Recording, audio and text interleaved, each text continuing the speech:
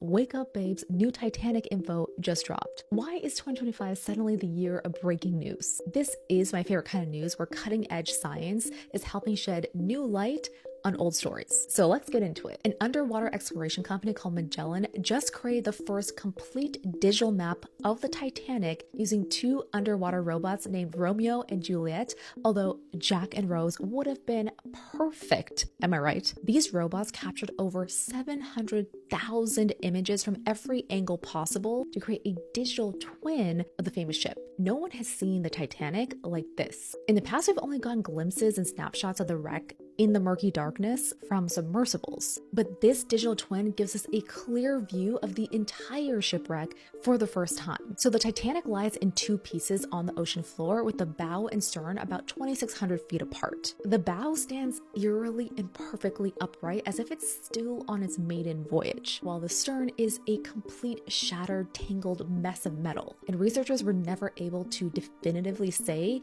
how this happened. But now with this digital map, it's revealing answers and new evidence from what is essentially an underwater crime scene, confirming long-held accounts and testimonies of the Titanic survivors. Probably the most haunting revelation involves the portholes. The map shows 3 with their glass intact, but this one is broken, likely smashed from when the infamous iceberg scraped past. This matches survivor testimonies who reported ice actually coming through people's cabins during the collision. Then there's the boiler room evidence. At the back of the bow where the ship split are these 4 circular structures. These were the massive boilers that powered the ship. 2 appear concave, suggesting they were still running as the ship sank. Researchers also discovered this steam valve in the open position, indicating steam was still flowing to keep an emergency generator running. This explains why survivors mentioned that the lights were still on even as the ship went down. And this was thanks to the engineering team led by Joseph Bell, who bravely remained at their posts shoveling coal so that the crew had enough light to launch lifeboats safely. And the science behind this mapping is pretty incredible. This tech combines photogrammetry, which is a technique dating back all the way to 1858, with LiDAR to reproduce an object down to the most minute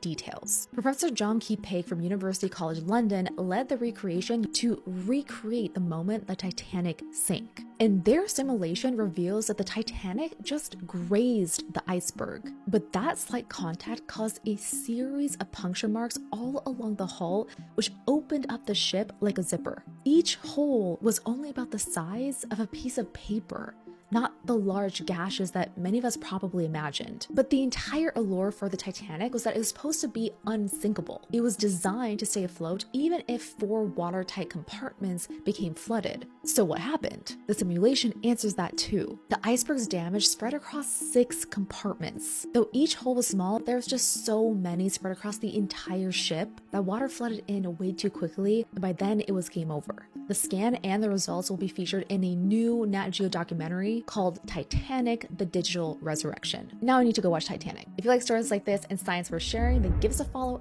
everywhere at TL Science, and don't forget to sign up for our weekly TL Science newsletter.